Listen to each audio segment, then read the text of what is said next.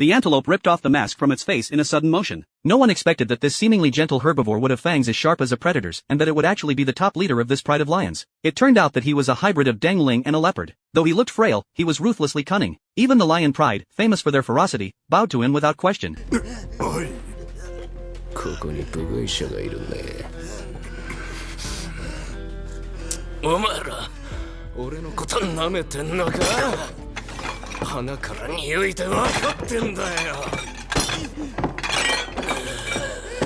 He was furious because of last night's masked party. The lions had failed to check the guests properly, letting Reggie and Old Ma slip in. At the time, he had fired a shot at Reggie, but mysteriously, Reggie's body vanished afterward. To uncover the truth, the lion group captured 2 women who had helped them sneak into the party. No matter how they were questioned, the women refused to speak.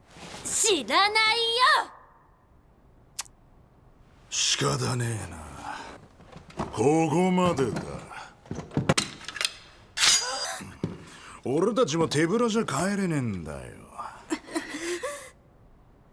俺たちが来た時、お前らはもうここにいなかった。いいな。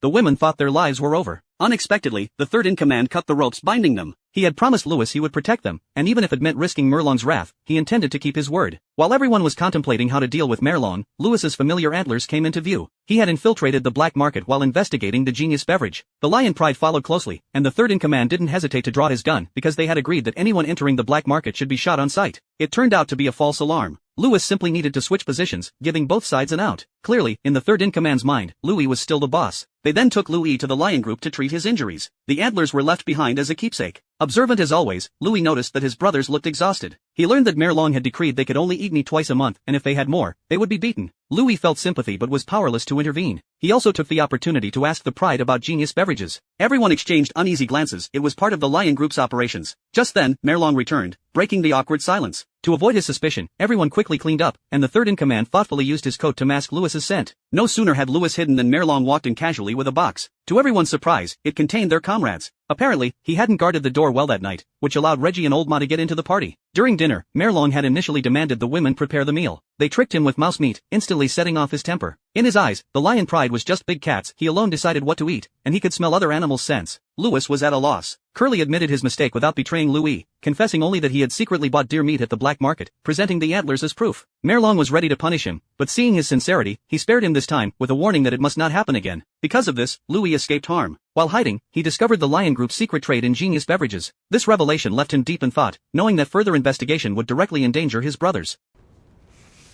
お前ら。礼なんて言うなよ。情けねえライオンになりたくねえだけ